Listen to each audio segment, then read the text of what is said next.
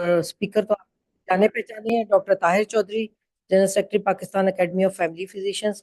मैं डॉक्टर साहब को इनवाइट करती हूँ कि आके अपने टॉपिक पर हमें कुछ नई नॉलेज बताएं।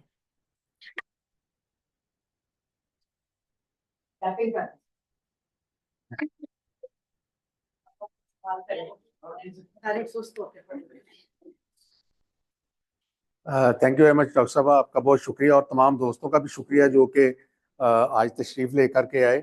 और मेरा ख्याल है कि this is the right time to talk about diabetes and fasting because Ramzan is around the corner. और आज के जो फॉर्मेट है प्रोग्राम का, इसमें हम आपको कुछ लेटेस्ट अपडेटेड नॉलेज देंगे। और चीज़ें अब बहुत आसान हो गई हैं थैंक्स टू इंफॉर्मेशन टेक्नोलॉजी। चीज़ें अब बहुत ही आसान हो गई हैं।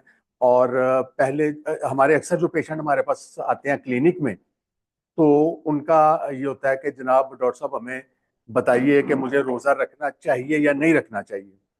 तो हम अंदाजे के साथ, यूजुअली अंदाजे के साथ कुछ को मना करते हैं, कुछ को कंटिन्यू करने के लिए कहते हैं। But today we are going to explore the scientific knowledge which is based upon current evidence up to 2024 which will tell us how to segregate between the patients who can fast and who cannot। तो उसमें एक scientific तरीके से हम इसको किस तरह से इसकी जजमेंट करेंगे वो हम आज एक्सप्लोर करने जा रहे हैं और ये चीजें आपके लिए बहुत आसान कर देगा। आप में से अक्सर लोगों ने बेतहाशा जो हैं वो लेक्चर्स अटेंड किए होंगे ओवर द ईयर्स, और उसमें बार बार डायबिटीज एंड रमादान की डार गाइडलाइंस का जिक्र होता है। डार गाइडलाइंस पहली दफा 2016 में दुबई में लॉन्च हुई थी और उस वक्त से लेके आज तक भी डार गाइडलाइंस के अलावा लोग इसके ऊपर किसी और टॉपिक पे बात नहीं करते। कंपनीज जो अपना देती हैं आपको मुख्तलिफ किस्म की स्लाइड्स बना के हमारे कुछ नामी ग्रामी प्रेजेंटर्स को, तो वो सवाए डार गाइडलाइन के इससे बाहर नहीं जाते कहीं भी। अब सवाल ये है कि हम डार गाइडलाइन तक पहुंचे कैसे हैं। क्या दुनिया में सिर्फ डार गाइडलाइन ही थी जिन, और इससे पहले क्या डायबिटीज एंड रमादान पे कोई काम नहीं हुआ? मेरा ख्याल है कि हम जब इसकी हिस्ट्री को एक्सप्लोर करेंगे तो हमें बिल्कुल अंदाजा हो जाएगा कि ये बात कुछ इतनी खास दुरुस्त नहीं है। तो diabetes and Ramadan Dar guideline पहुंचने से पहले हम हिस्ट्री में जाएंगे और देखेंगे कि how this dream came into reality, how this history became the reality up to 2024। तो हम ये नॉलेज, मैं आपको पिछले 25 साल का नॉलेज शेयर करूंगा इसमें, और इसमें हम जरा जरा टच करते चले जाएंगे कि ये हिस्ट्री में हमने कैसे डार गाइडलाइन तक पहुंचे हैं। सबसे पहला एविडेंस, जब तक ये डार गाइडलाइंस नहीं थी बनी, 2001 में ये सबसे पहली लैंडमार्क स्टडी हुई थी दुनिया में, जो कि APDR, epidemiology of diabetes and Ramadan के नाम से हुई थी। ये कितनी लैंडमार्क स्टडी थी, इसका वॉल्यूम क्या था, आप इससे अंदाजा कर लें कि ये 13 कंट्रीज में हुई। इसके अंदर 1500 डॉक्टर्स इन्वॉल्व थे और 12,243 में पेशेंट्स ये जो थे, और जिन्होंने के एवरेज फास्टिंग उनकी थी 15 दिन या इससे ज्यादा। इस पे ये एपीडीआर स्टडी बनी थी और ये इंतहाई लैंडमार्क और बहुत बड़ी स्टडी थी। डिटेल में नहीं जाएंगे because this is a part of past now.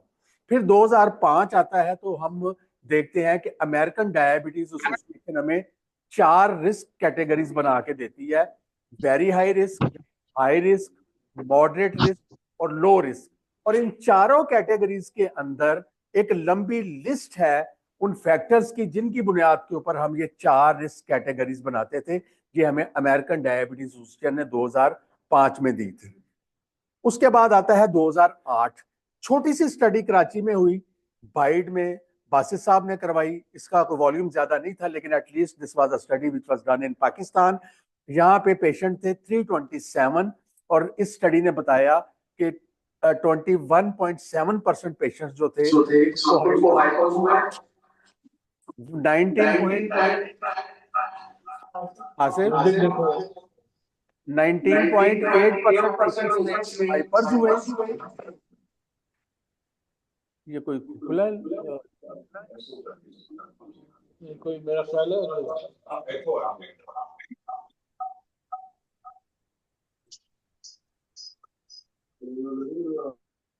Hello,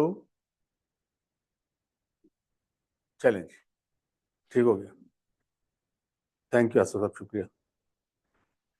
और 19.8 जो पेशेंट्स थे उनमें हाइपर्स हुए। स्वीयर हाइपोज से मुराद ये होती है कि patient needs assistant from a third party. वो खुद से अपना हाइपो नहीं कर सका था, या उसको हॉस्पिटल ले जाना पड़ा या किसी और बंदे ने आके रेस्क्यू किया। 4% थे। और स्वीयर हाइपर्स जो थे, स्वीयर हाइपर्स की डेफिनेशन ये है, एनीथिंग 250 मिलीग्राम फास्टिंग और 300 मिलीग्राम पर डेसीलीटर रैंडम। जब इससे ज्यादा शुगर होती है, this is called severe hyperglycaemia. तो ये ये थी परसेंटेज जो के बाइट में। फिर आता है 2009। 2009 में ओआईसी का इजलास होता है दुबई में, अप्रैल 2009 में। और यहाँ पे एक स्पेशल सेशन जो है वो रखा जाता है डायबिटीज एंड रमादान के ऊपर। और जहां तक भी हमारे बरादरान इस्लाम ने को काम करना ज्यादा मुनासिब नहीं समझा, उन्होंने उन्हीं कैटेगरीज को इंडोर्स किया जो कि एडीए ने दी थी। और उन्होंने कहा कि जो एडीए की वेरी हाई रिस्क कैटेगरी है, उसको तो रोजा ममनू है, जबकि जो नीचे वाली कैटेगरीज है, लो रिस्क और वेरी लो रिस्क जो है, वो उसको आप रोजा रखवा सकते हैं। तो बस उन्होंने उसी को एंडोर्स कर दिया। फिर आता है 2009। 2009 में मलेशियन डायबिटीज एसोसिएशन अपना 3D मॉडल देती है डायबिटीज एंड रमादान का, जिसमें daily activity 1D, diet control 2nd D and drug regiment adjustment. तो कहते हैं ये 3 चीजें करके आप एक 3 pillars for more successful fasting during Ramadan का एक उन्होंने मॉडल दिया 2009 में। और पहली दफा उन्होंने एक नई कैटेगरी इंट्रोड्यूस करवाई। पिछली तमाम कैटेगरीज के अंदर हम फास्टिंग फॉरबिड करते थे या इजाजत देते थे, यहां पे इन्होंने री किया। उन्होंने कहा कि ये वाले जो लोग हैं, इनमें आप फास्टिंग एनकरेज करें, इनको कहें कि रोजा रखें। All overweight non insulin dependent diabetes mellitus patients except for pregnant और nursing mothers. By the way, nursing mothers and the pregnant ladies, whether they are diabetic or not, they are exempt from fasting religiously. ठीक है जी।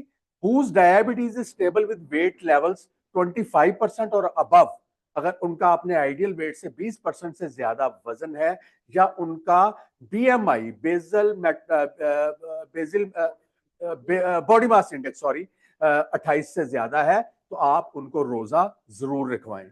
फिर आता है 2010। 2010 में international diabetes centre Minnesota ने अपनी ये क्विक गाइड एक रिलीज की। And this was very surprising कि ये बुक, इतनी शानदार बुक, अमेरिका में छपी। और इसके ऊपर एक स्पेशल डेडिकेटेड उन्होंने चैप्टर पाकिस्तान के लिए रखा, stage diabetes management customised for Pakistan, June 2010।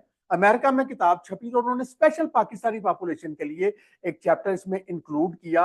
और अल्हम्दुलिल्लाह हमें 2011 में इसके ऊपर ट्रेनिंग के लिए रोम में गया, और वहां पे मैंने इसके ऊपर ट्रेनिंग भी की। और यही जो गाइडलाइंस थी रमादान की, वहां पे हमें ट्रेनिंग दी गई। The programme was stage diabetes programme, train the trainer. वहां पे हमें ये ट्रेनिंग दी गई कि हमने आगे डॉक्टर्स को कैसे ट्रेन करना है। और वहां पे इन गाइडलाइंस के ऊपर I again got this training. उसके बाद आता है 2011, इंटरनेशनल डायबिटीज फेडरेशन की वर्ल्ड डायबिटीज कॉन्फ्रेंस, जो 4 से 8 दिसंबर 2011 में दुबई में हुई। अल्हम्दुलिल्लाह अल्लाह मियां ने मौका दिया, यहाँ पे भी 2 घंटे का डेडिकेटेड लेक्चर था, जिसके ऊपर डायबिटीज ट्रेनिंग हम लोगों ने हासिल की कि किस तरह से हमने पेशेंट्स को रखाना है रोजा। फिर आता है 2013। अल्हम्दुलिल्लाह 2013 में मेलबर्न ऑस्ट्रेलिया के अंदर ये आईडीएफ की कॉन्फ्रेंस थी, जिसके अंदर वसीम अकरम को भी as a guest speaker invite किया गया था। और यहाँ भी 2 घंटे का डेडिकेटेड लेक्चर था, जो कि वर्ल्ड रिनाउंड जो हमारे मुख्तलिफ इसके ऊपर अथॉरिटी की हैसियत रखते हैं, जिनके अंदर प्रोफेसर हसनैन जो हैं, एंडोक्राइनोलॉजिस्ट हैं यूएई की, उनकी 2 घंटे का लेक्चर था 2013 में मेलबर्न ऑस्ट्रेलिया के अंदर। उसके बाद 2016 आता है। 2016 में डार गाइडलाइंस, जिनका आप बार बार जिक्र सुनते हैं, ये पहली दफा लॉन्च होती हैं दुबई के अंदर। और अल्हम्दुलिल्लाह यहाँ भी अल्लाह पाक ने मौका दिया कि ये डार गाइडलाइंस, जिस दिन इसका इफ्तिताह था, मुझे डॉक्टर बासित साहब के साथ और यकूब अहमदानी साहब के साथ और कुछ और दोस्तों के साथ यहाँ पे इसकी जो लॉन्चिंग सेरेमनी थी वहां पे जाने का दुबई में इत्तेफाक हुआ और सुबह से लेके शाम तक डार गाइडलाइंस को वहां पे डिस्कस किया गया। और सबसे खूबसूरत बात जो कि बाकी कॉन्फ्रेंस से यहाँ डिफरेंट थी वो ये थी कि एक साइड के ऊपर दुनिया इस्लाम के बेहतरीन एंडोक्राइनोलॉजिस्ट मौजूद थे, जबकि स्टेज की दूसरी तरफ दुनिया इस्लाम के नामवर रिलीजियस स्कॉलर्स हॉल के अंदर मौजूद थे। उसमें मदीना यूनिवर्सिटी के लोग थे, उसमें जामिया अजहर के लोग थे, मक्का यूनिवर्सिटी के लोग थे, मलेशियन रिलीजियस स्कॉलर्स थे, अलजायर, ट्यूनिस, आप यू नेम द कंट्री। और एक एक पॉइंट के ऊपर उनकी राय ली गई इनकी लॉन्चिंग सेरेमनी के ऊपर। और जब रिलीजियस स्कॉलर्स ने तमाम पॉइंट को इंडोर्स किया तो 2016 में पहली दफा डार गाइडलाइंस वहां पे ये जो है इनकी लॉन्चिंग सेरेमनी हुई। फिर जब ये लॉन्चिंग सेरेमनी हुई तो वहां पे हमें 3 कैटेगरीज लाइक रेड सिग्नल्स हमें दी गई, रेड, ग्रीन और येलो। काम इन्होंने ये किया, जो पहला काम ये किया कि जो हमने एडीए में वेरी हाई और हाई रिस्क था उसको उन्होंने कंबाइन करके रेड में ले गए। उन्होंने कहा वेरी और हाई नहीं है, बस एक ही हाई रिस्क होगा, मॉडरेट रिस्क होगा और लो रिस्क होगा।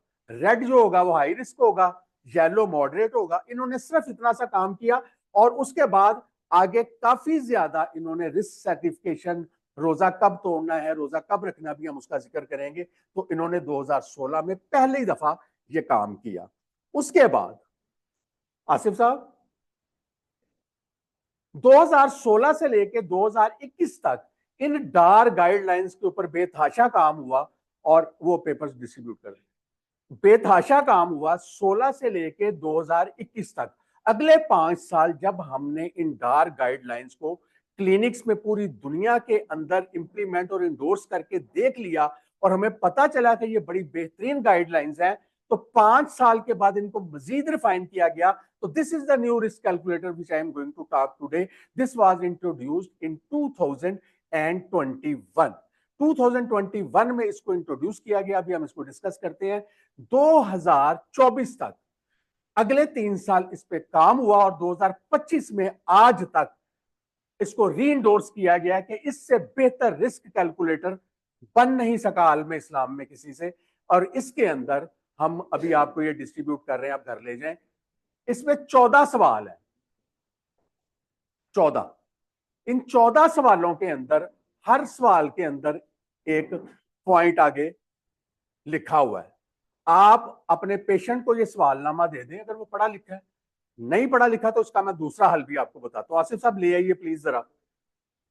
तो हम अभी इसको बहुत ब्रीफली डिस्कस करते हैं और देखिए कि इन्होंने डार गाइडेंस में फिर लीड जो जाती है वो प्रोफेसर हसनैन साहब को जाती है, जो कि रिनाउंड आलम इस्लाम में अगर किसी बंदे ने डायबिटीज के ऊपर काम किया है तो वो प्रोफेसर हसनैन साहब हैं, जो कि बेसिकली ओरिजिनली वो यूएई से हैं, टॉप नॉच एंडोक्राइनोलॉजिस्ट हैं दुनिया में और अमेरिका में काम करते हैं। लेकिन एक उनका कैंप ऑफिस जो है वो दुबई में है और वहां पे से उन्होंने बेतहाशा रिसर्च सिर्फ और सिर्फ रमादान के ऊपर बेतहाशा रिसर्च है उनकी, apart from other research work.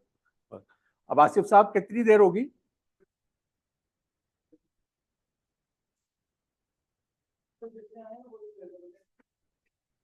Asif साहब मुझे एक प्रिंट दे दें मैं, ताकि आगे चल सकूं।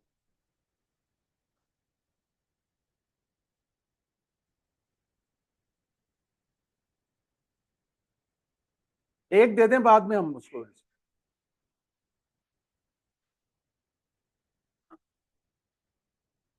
इसमें क्वेश्चन नंबर 1 है जी, 14 सवाल आते हैं और देखिए कि कितना आसान हो जाता है। क्वेश्चन नंबर 1 ये है जी, डायबिटीज टाइप। टाइप 1 डायबिटीज है तो 1 लिख लें, टाइप 2 डायबिटीज है तो 0 लिख लें।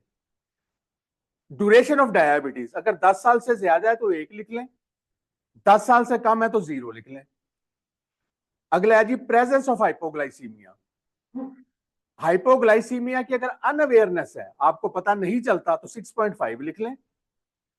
रिसेंट स्वीयर हाइपोग्लाइसीमिया पिछले 3 माह में हुआ तो 5.5 लिख लें। और इसी तरह आपके पास हमने ये दे दिया है, हर सवाल के सामने उसका एक नंबर दर्ज है। जब ये सारे नंबर्स आप कैलकुलेट करें तो आपने इस तरह से रिस्क स्ट्रेटिफाई करना है। अगर आपका स्कोर 0 से 3 आता है तो आप लो रिस्क में है, बेफिक्र होकर रोजा रख सकते हैं।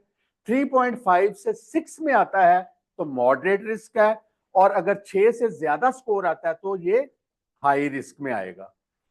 ठीक है जी।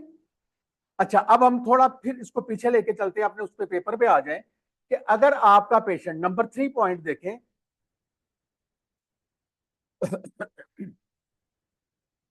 बहुत सारे पेशेंट ऐसे हैं जिनकी शुगर 30 से 40 चली जाती है और उससे पहले उनको कोई एहसास भी नहीं होता, और वो बैठे बैठे नींद बेहोशी गनूदगी में गए होते हैं। कोई थर्ड पार्टी आके देखती है कि बंदा उनको, हाँ आपको हाइपोग्लाइसीमिक होगा, हाइपोग्लाइसीमिया आम बंदे को होता है, उसको शिवरिंग होती है, पसीना आता है, ब्लरिंग होती है, सिम्टम्स आती हैं, तो वो भाग के कुछ ना कुछ ले लेता है मीठा। इन लोगों को कोई सिम्टम नहीं आती और इनकी शुगर नीचे चली जाती है, इस वजह से इनको हाइपोग्लाइसीमिया अनअवेयरनेस है। अच्छा, अब अगर आप ये देखें, हमने जो देखें रिस्क स्पेसिफिकेशन में लिखा है मोर देन 6। अगर आपका पेशेंट हाइपोग्लाइसीमिया अनअवेयरनेस के साथ है तो 6.5 तो इधर ही आ गया, तो बाकी तो पढ़ने की जरूरत ही नहीं है, ये यहीं पर डिस्क्वालीफाई हो गया फॉर रमजान। बात समझ आ रही है? अच्छा, अब अगर हम आगे चलें तो हमें मिलता है रीसेंट सीवियर हाइपोग्लाइसीमिया। ये रीसेंट से मुराद है पिछले 3 माह में।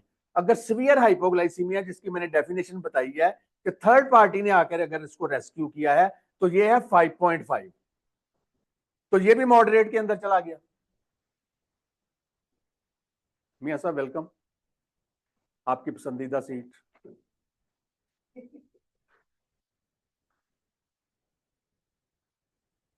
ठीक हो गया जी। तो ये भी देखें 3.5 से 6, तो ये यहीं पे डिस्क्वालीफाई हो गया। तो मकसद यह है कि इसको बाकी स्कोर की जरूरत ही नहीं है।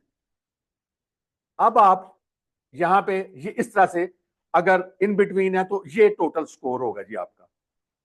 ठीक हो गया, आगे चलते हैं। अब इसके ऊपर ये थोड़ी सी बहस की गई है। वो बहस ये की गई है कि बेशक भले ही आप लो रिस्क में है, मॉडरेट में है या हाई रिस्क में है, अगर आपका डॉक्टर मना कर देता है कि आप रोजा नहीं रख सकते, even if you are in the first category of low risk, तो आपको अपने डॉक्टर की बात माननी।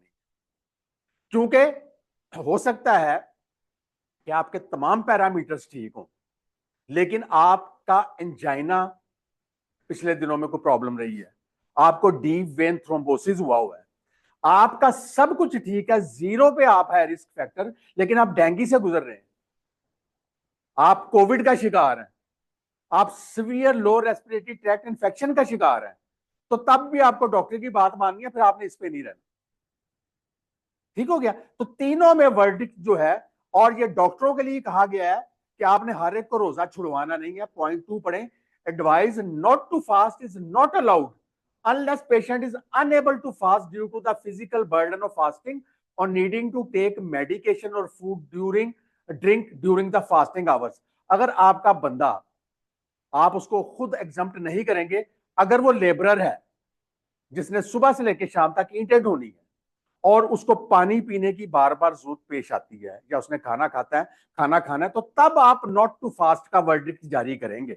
एक दफ्तर में बैठने वाले के लिए, एक कंफर्टेबल एनवायरनमेंट वाला कि डॉक्टर साहब मैं रोजा नहीं रख सकता, तो मुझे आप जो है ना, वो ये चाहते हैं कि डॉक्टर हमें एग्जम्प्ट करे ताकि रोजे क़यामत डॉक्टर हमारा जवाब दे, हम ना दे।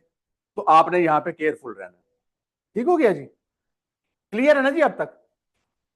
आगे चलते हैं जी। अच्छा, अब सवाल ये था कि ये सारा कुछ, फिर डार वालों की सबसे बड़ी खसूसियत ये है कि वो कभी भी रिलीजियस अथॉरिटीज को ऑन बोर्ड लिए बगैर नहीं चलते। उन्होंने जब ये रिस्क कैलकुलेटर बनाया तो उन्होंने पूरे दुनिया जहान के मुफ्तियों से वर्डिक्ट लिया, वो सारा उनसे लेके वर्डिक्ट उन्होंने जमा करवाया मुफ्ती आजम इजिप्ट के जामिया अजहर को, और उन्होंने इसके ऊपर ये फतवा दिया। फतवा ये दिया कि आपने, उन्होंने फतवे की बुनियाद बनाई, वो जो पहला है, avoiding hardship eliminating potential harm. यहां पे मुझे हाफिज आसिम साहब हैं, यहाँ पे हाफिज साहब यहाँ पे आपकी जरूरत पड़ेगी। उन्होंने, मुफ्ती साहब ने, जो दुनिया भर के मुफ्तियान थे, उन्होंने इस आयत की बुनियाद के ऊपर वा अनफिकू फी सबीलिल्लाहि वला तुल्कू बिऐदीकुम बियदिकुम इलल तहलुकाति व अहसिनु इन्नल्लाहा युहिब्बुल मुहसिनीन, and spend in the way of Allah, and do not throw yourself with your own hands into destruction. अपने हाथों अपने आप को हलाकत में मत डालो। अगर आपको रोजा आपकी सेहत के साथ प्रॉब्लम दे रहा है तो आप फिर रोजा मत रखें। इसको बुनियाद उन्होंने बनाया, और इसके अलावा उन्होंने नबी पाक सल्लल्लाहु अलैहि वसल्लम की हदीस को बुनियाद बनाया, God has right over you, your body has right over you. जिस तरह अल्लाह का आपके ऊपर हक है, आपके जिस्म का भी आपके ऊपर हक है कि इसकी हिफाजत करें। तो ये इस तरह से करके उन्होंने इन एक हदीस और एक कुरान की आयत के ऊपर उन्होंने ये फतवा जारी किया 2021 में। इसलिए हमें कोई इसके बारे में रिलीजियस ऑब्लिगेशन का भी खौफ नहीं होना चाहिए। और ये जो है आसिफ साहब, हम इंटरनेट चला सकते हैं? चलें, कोई बात नहीं। ये आप डार अलायंस HCP.org खोलें। नहीं, रहने दो, कोई बात। जब आप ये खोलेंगे तो इस पे रिस्क कैलकुलेटर पड़ा हुआ है। यहां पे नंबर लगाने की जरूरत नहीं है, क्वेश्चन लिखे हुए हैं। आप जो क्वेश्चन है ना, यस नो करते जाएं, एंड के ऊपर ही आपको खुद ही कैलकुलेट करके देगा। आपको नंबरों की भी तकलीफ नहीं करनी। तो इस डार अलायंस HCP.org पे चले जाएं। ये DAR alliance health care provider HCP.org, यहां पे जाएंगे, रिस्क कैलकुलेटर खुलेगा।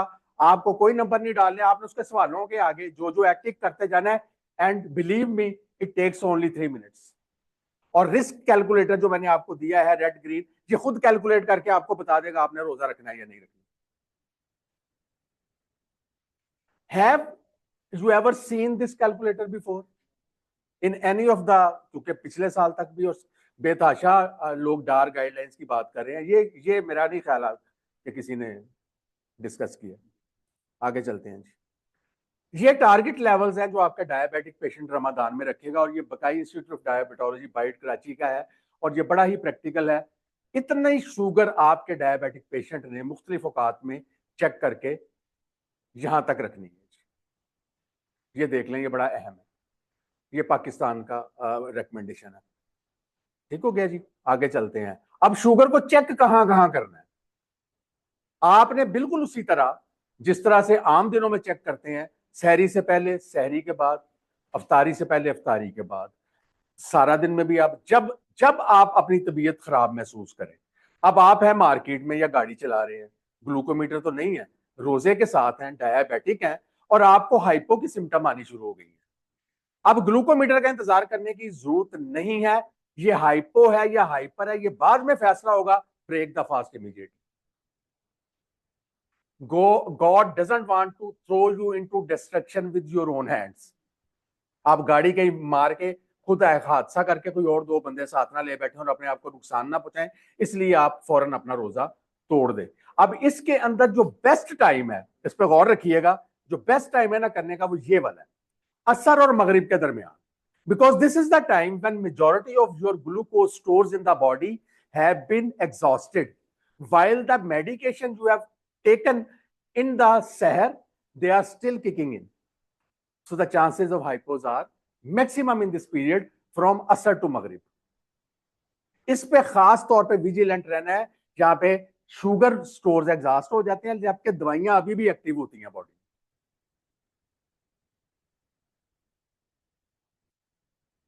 अगर आप ऑलरेडी हाइपो प्रोन है तो इवन मेटफॉर्मिन भी हाइपो कर देगी।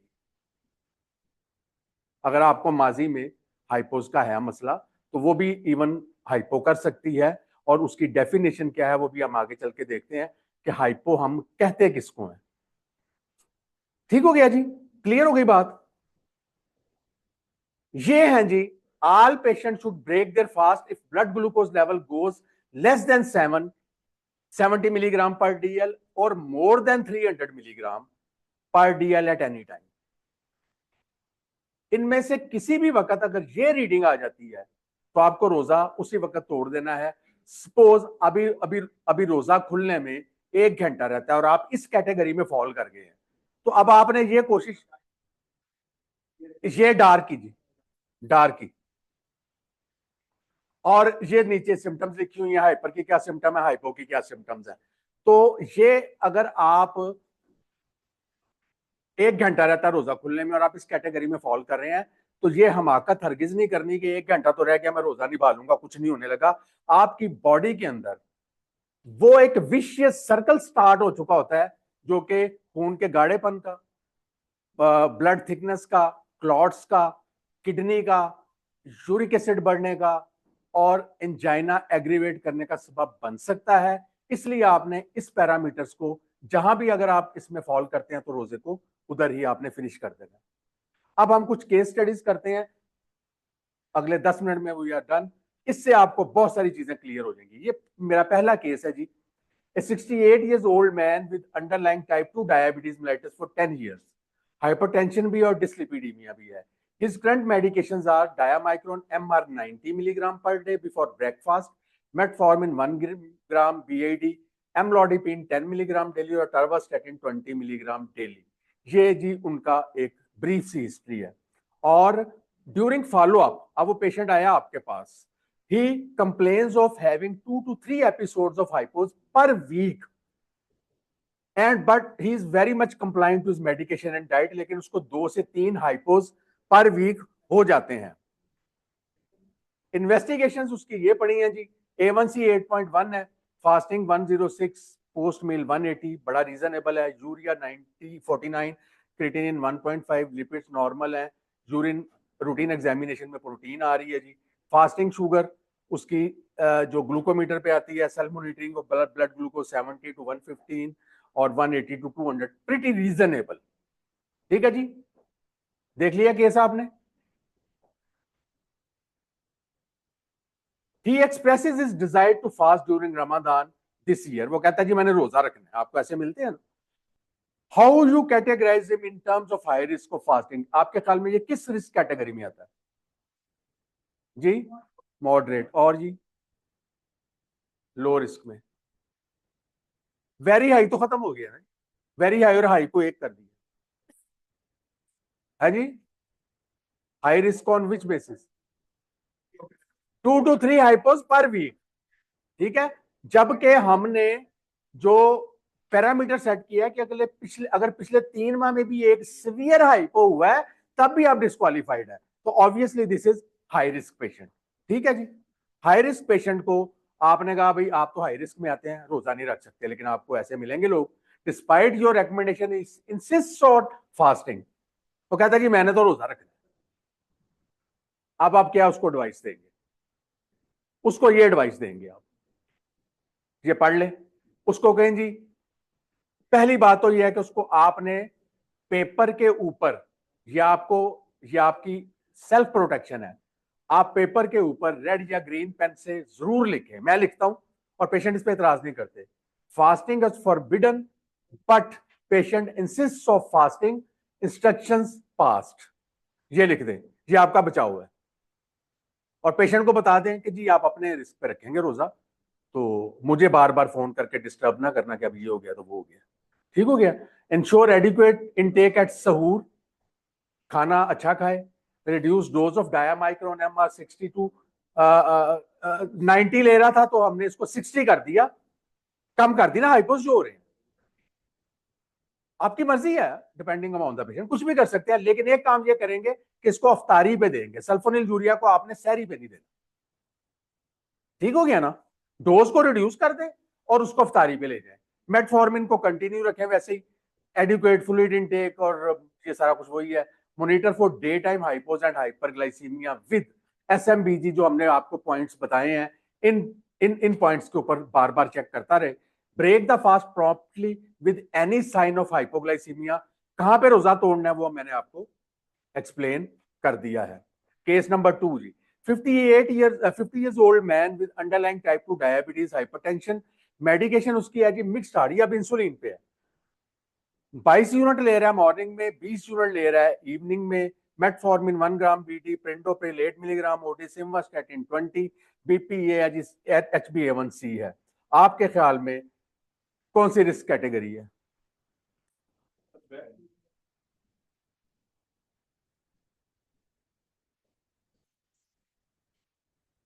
Low risk.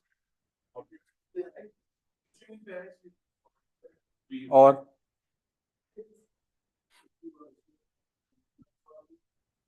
1 gram BD. Insulin user as per सी हाई रिस्क में आता है, एज पर सी हाई रिस्क में आता है, ठीक है। तो ये हाई रिस्क कैटेगरी में आएगा। Insulin user with multiple injection, जो दो बेजल बोलस दोनों लगा रहा है, अगर सिर्फ ग्लार्जीन के ऊपर है तो वो मॉडरेट रिस्क में होगा। लेकिन जो मल्टीपल इंसुलिन यानी बेजल बोलस और multiple injection more than one, तो वो हमेशा हाई रिस्क कैटेगरी में आएगा। जब आप उस पेपर को पढ़ेंगे तो आपको उसका अंदाजा हो जाएगा।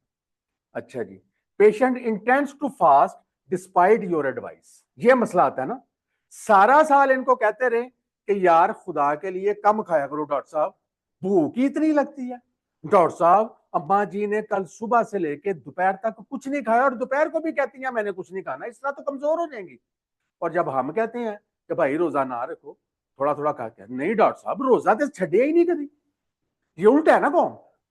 आपको इस तरह के मुजाहिदीन मिलेंगे अपने अपने क्लिनिक, जिनको सारा कुछ हुआ है, तमाम शरई ऐब है हेल्थ के उनके अंदर, लेकिन वो रोजा नहीं छोड़ना चाहते। तो हम जी हाँ जी। तो patient intends to fast despite your advice, how do you manage this patient. आप उसको इस तरह मैनेज करेंगे कि उसको तमाम रिस्क के बारे में बता दें, एंड कब करना है फास्ट ये बता दें, और मेडिकेशंस के बारे में उसकी हम देखेंगे कि किस तरह से चेंज लानी है। ये है जी सामने उसकी मेडिकेशन पड़ी हुई, चेंज बताइए आप क्या करेंगे। इंसुलिन को कैसे चेंज करेंगे सर, रिवर्स कर देंगे, यानी मॉर्निंग वाले जो 22 हैं और इवनिंग वाले, यानी मॉर्निंग वाले आप इवनिंग पे ले जाएंगे, इवनिंग वाले मॉर्निंग पे ले जाएंगे। बस एक काम ये करें कि जब इवनिंग वाले मॉर्निंग पे लाएं तो 20 to 50% रिड्यूस कर दें इंसुलिन। आपका पहला स्टेप बिल्कुल ठीक है। और अगर दोनों बराबर हैं, वो भी 22 हैं वो भी 22 हैं, तो फिर तो काम आसान है। सुबह वाले में आपने सिर्फ 20 to 50% रिडक्शन कर देनी है। और अगर इस तरह से है तो पहले उसको उलट लें, उसके बाद जो मॉर्निंग डोज आएगी उसमें 20 to 50% रिडक्शन कर देनी है। तो कुछ इस तरह का सिनेरियो बन जाएगा जी।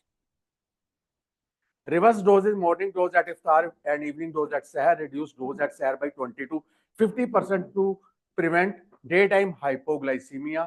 लेकिन मेटफॉर्मिन वैसे ही चलेगी, इसको नहीं छेड़ना। ठीक हो गया जी। और फिर इसको मॉनिटर करने से हमें पता चलेगा आगे कैसे चलना है। ठीक है जी, ये फिजिकल एक्टिविटी है जी, कैसे करनी है ये सारा तरीका है। एक बात याद रखिए, जो लोग तरावी पढ़ेंगे वो बेशक वॉक पे ना जाएं, उनकी तरावी is equal to their daily workout. Case number 3 and final. 45-year-old male diagnosed with type 2 diabetes 6 months back. At diagnosis, HbA1c was 8.5, BP 130/80, lipids within normal limit. Was started on metformin 500 milligram BID. After 3 months, HbA1c dropped down to 7.5. 8.5 से 7.5 पे अब आ गया है। ले रहा है जी डेपाग्लाइफ्लोजिन 10 milligram OD before breakfast.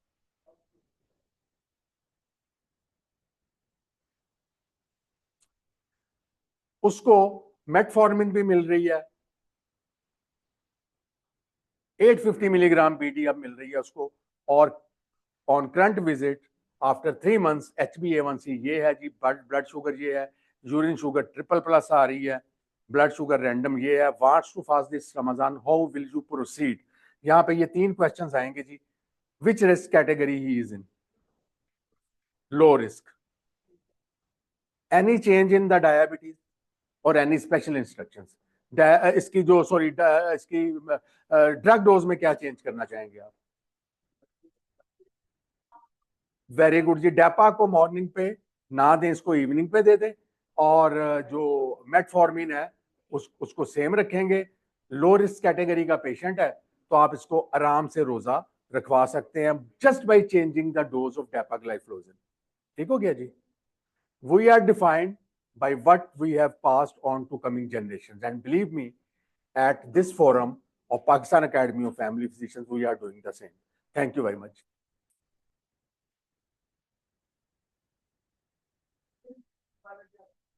Hypertension के बारे में जी, उसकी डोज वैसी की वैसी रखेंगे आप, और मॉनिटर करते रहेंगे।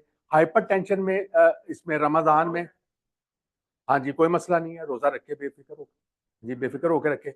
अब इसका जो SGLT2 इनहिबिटर्स आ रहे हैं, सीमाग्लूटाइड, लीराग्लूटाइड, विक्टोजा वगैरह, उसकी भी डोज चेंज नहीं होगी। मेटफॉर्मिन की डोज चेंज नहीं होगी। सीटाग्लिप्टिन की डोज चेंज नहीं होगी। SGLT2 की डोज मॉर्निंग की बजाय इवनिंग पे चली जाएगी। ठीक हो गया जी। सल्फोनिल यूरिया अगर एक टाइम ले रहा है तो उसको उठा के हम इवनिंग पे ले जाएंगे, और अगर 2 टाइम ले रहा है तो मॉर्निंग डोज को हाफ कर देंगे, इवनिंग वाली सेम रखेंगे। ये सिंपल सी इसकी ड्रग जो टेलरिंग है वो है।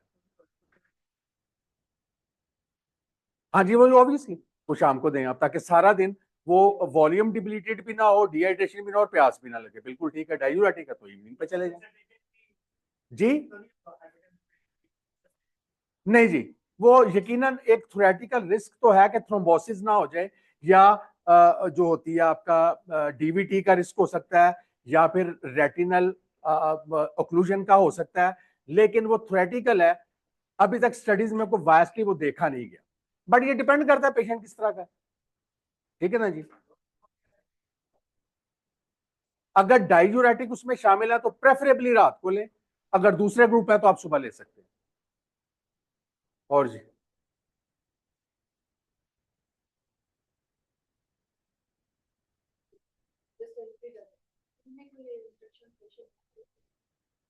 यही सारी इंस्ट्रक्शंस हैं।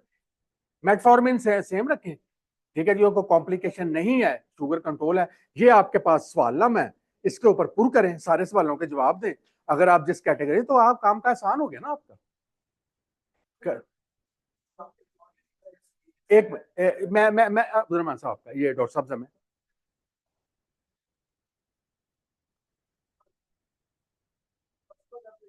नहीं, आपने वो जो है जो सल्फोनिल यूरिया है ना, आप एक टाइम ले रहे हैं मॉर्निंग पे, उसकी डोज ऑफ कर दें और उसको उधर ही रखें। डाई एम्पा को इवनिंग पे ले, वो पहले इवनिंग पे। हाँ जी। अगर आप सिंगल टाइम सल्फोनिल यूरिया ले रहे हैं, मॉर्निंग पे अगर ले रहे हैं, तो उसकी डोज को हाफ कर दें बस।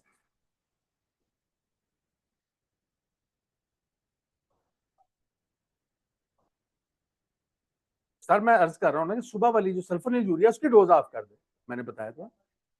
डाई एम्पा उधर ही रखें जैसे ऊपर। जी बताइए।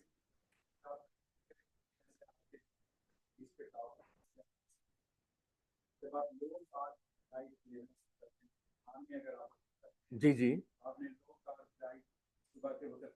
जी जी। हम्म।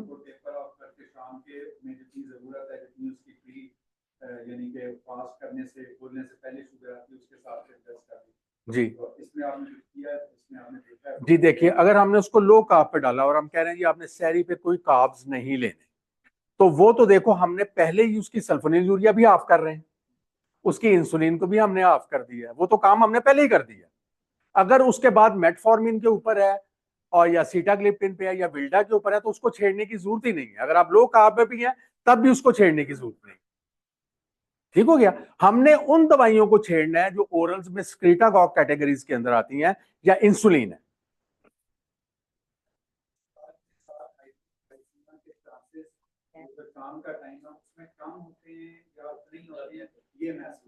लो कार्ब के साथ हाइपोग्लाइसीमिया के चांसेस, अगर आपने अच्छी प्रोटीन और फैट सैरी पे ली हुई है, तो इट इज अनलाइकली, क्योंकि फैट में से जो फैटी एसिड्स हैं दैट आर कन्वर्टेड इनटू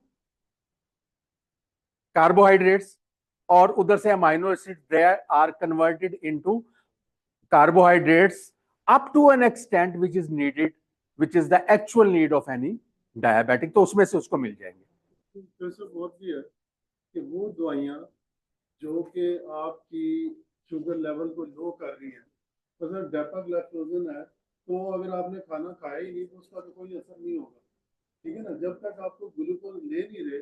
तो अगर सल्फोनाइल यूरिया आप मॉर्निंग में ले रहे हैं या इंसुलिन मॉर्निंग में ले रहे हैं और आपने लो कार्ब डाइट ली है, तो डेफिनेटली फिर आपका लो होगा। हाँ जी, क्योंकि ये वो दवाइयाँ जो कि हाइपोग्लाइसीमिया करती है। लेकिन वो असूलन हमने पहले ही हाफ कर दी है ना, वो तो असूलन हमने पहले ही हाफ कर दिया है, इसलिए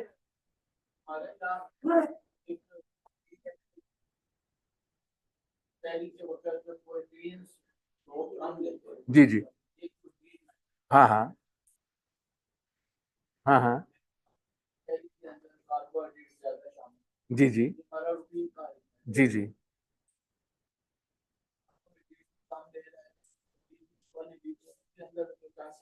एक देखिए, पहली बात तो यह है कि हमने पहले पहले ही हमने उसकी डोज हमने एडजस्ट कर दी।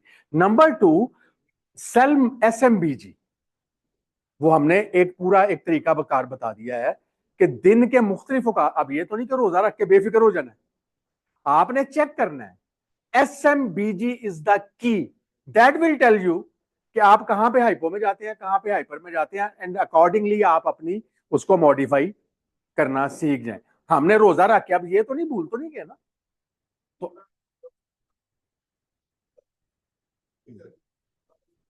बस अगर चलते रहे तो चलते रहे, लेकिन जहां पे हाइपो लगे तो फिर आपने आपको उसके भी टारगेट दे दिए।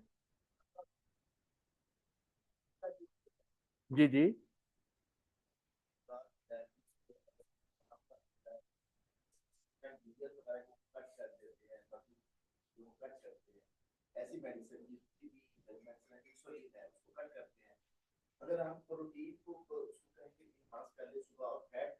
हाँ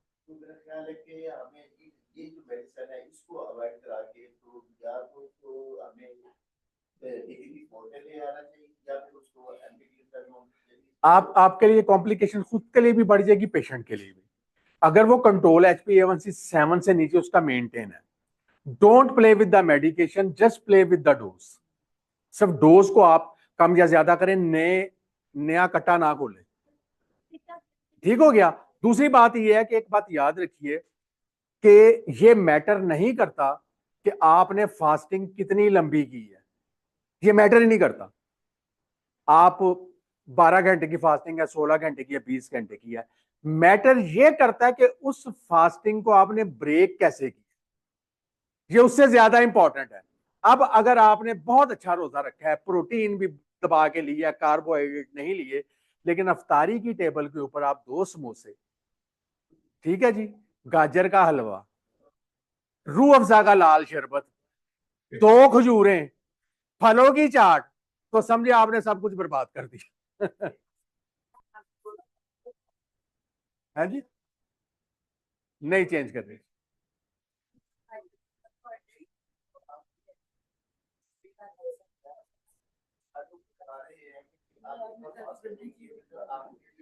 शट डाउन नहीं करा रहे, कट डाउन करा रहे। हाँ जी।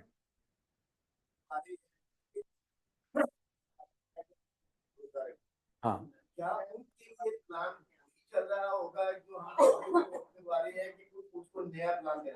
नया प्लान तो देंगे ना, हर डायबिटिक को देंगे। वो जो हमने बताया सल्फोनिल यूरिया की डोज को कम करना है, अगर इंसुलिन है तो मॉर्निंग डोज को 50% रिड्यूस करना है।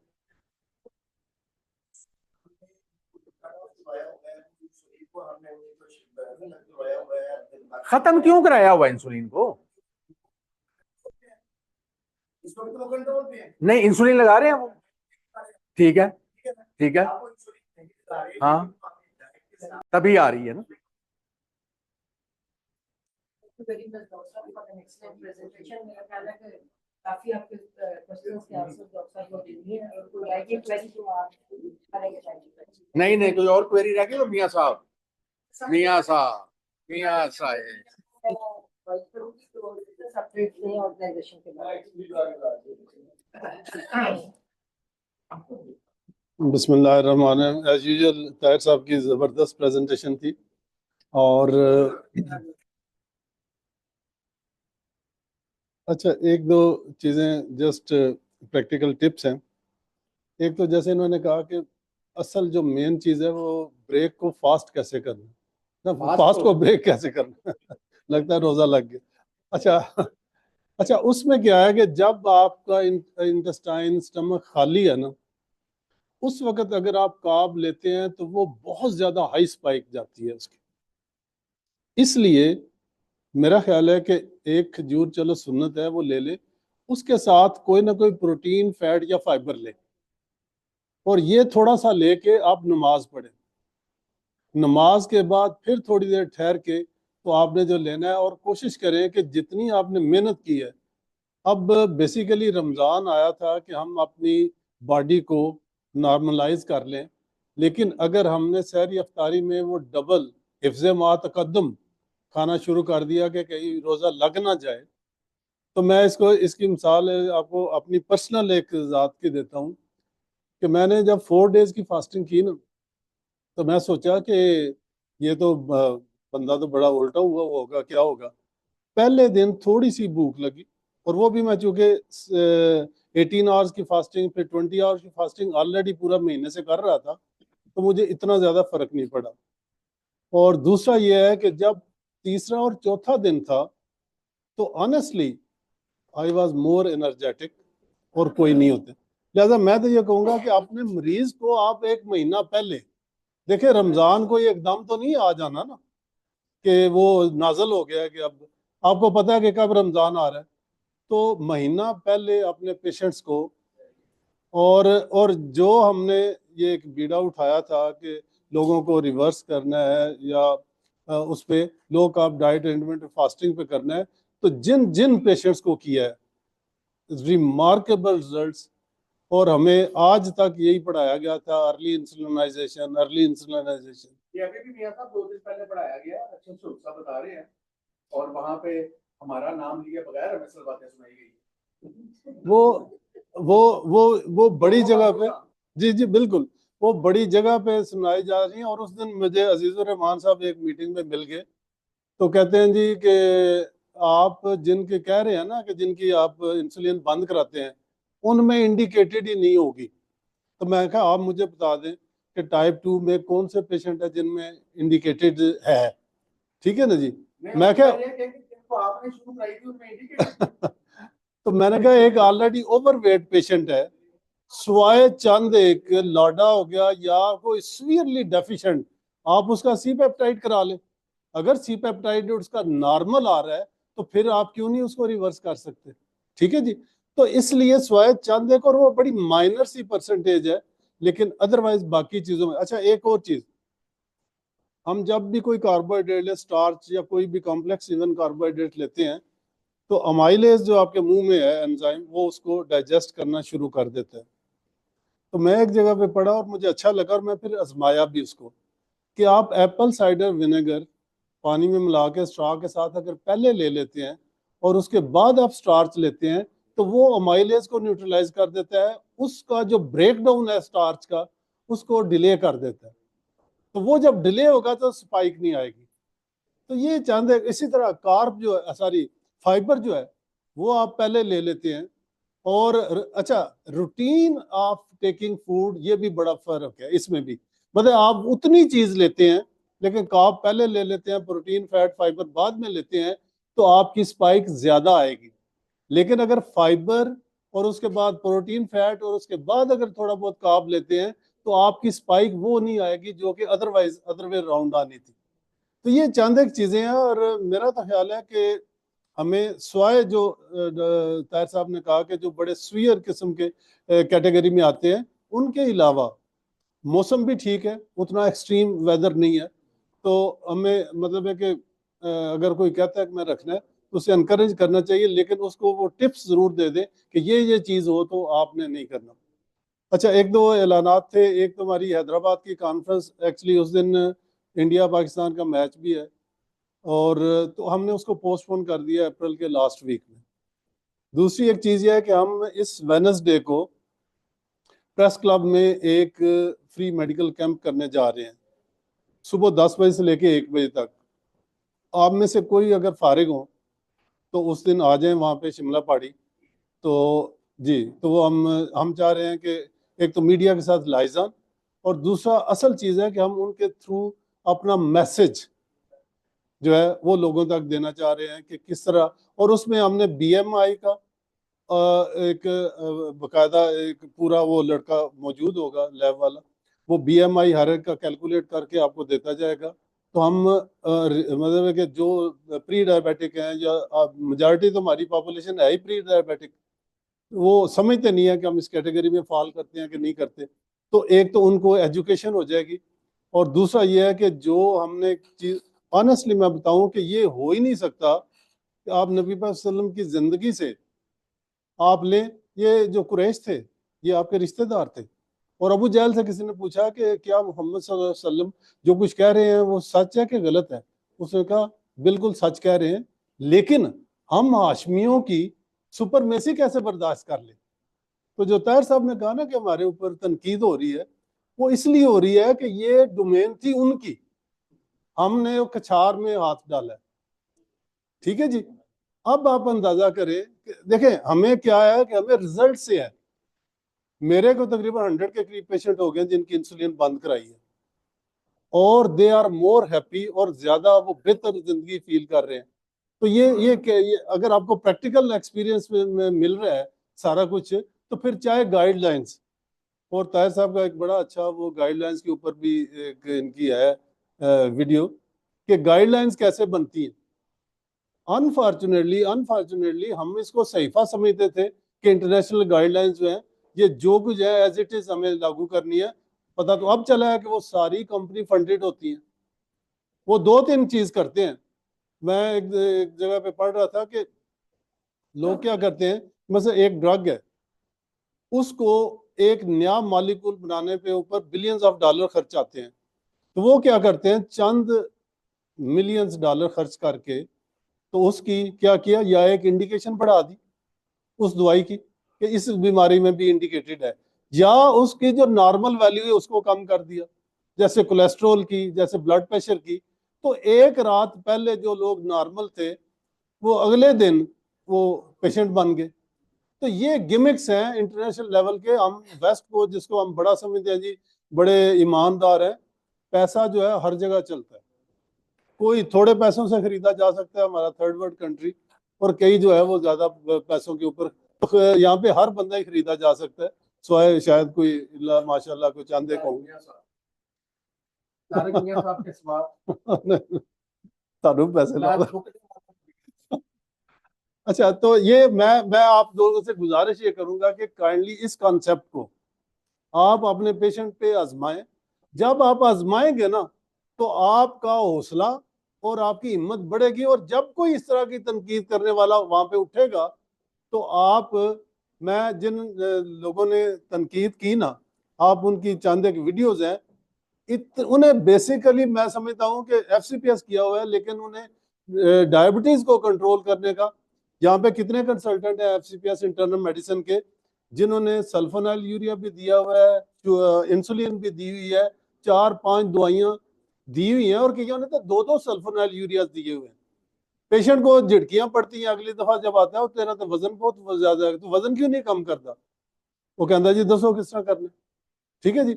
अच्छा, आप जब insulin is anabolic hormone, insulin जो एक्सेस कार्बोहाइड्रेट है उसको फैट में कन्वर्ट करके आपके यहाँ जमा कर रहा है, तो आप कितना एक भाग दौड़ लेंगे? उसे कहते हैं एक्सरसाइज करो।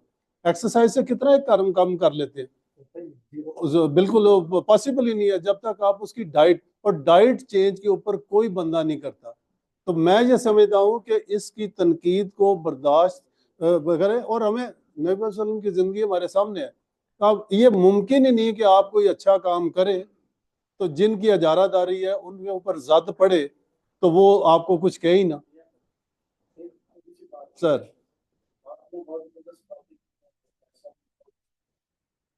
एक लफ्ज होता है पंजाबी में जिद, एक तो जिद की बात।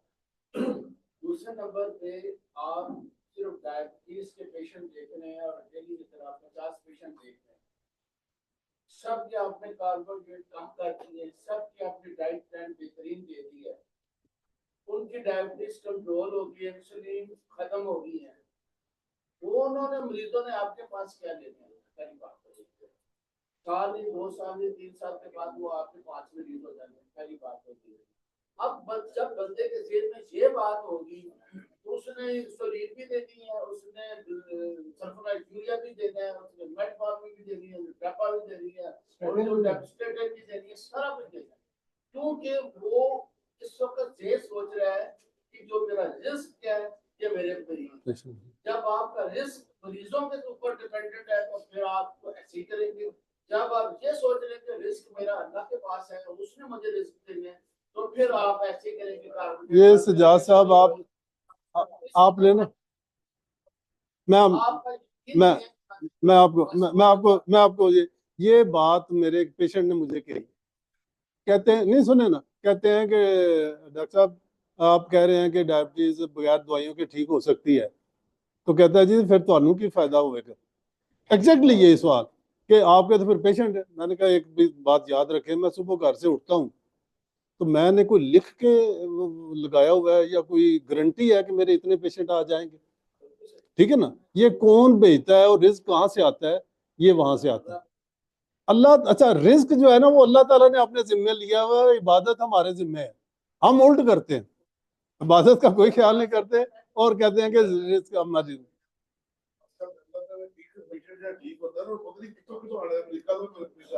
और यार सारी दुनिया भी ठीक हो जाए, थोड़ा रिस्क फिर भी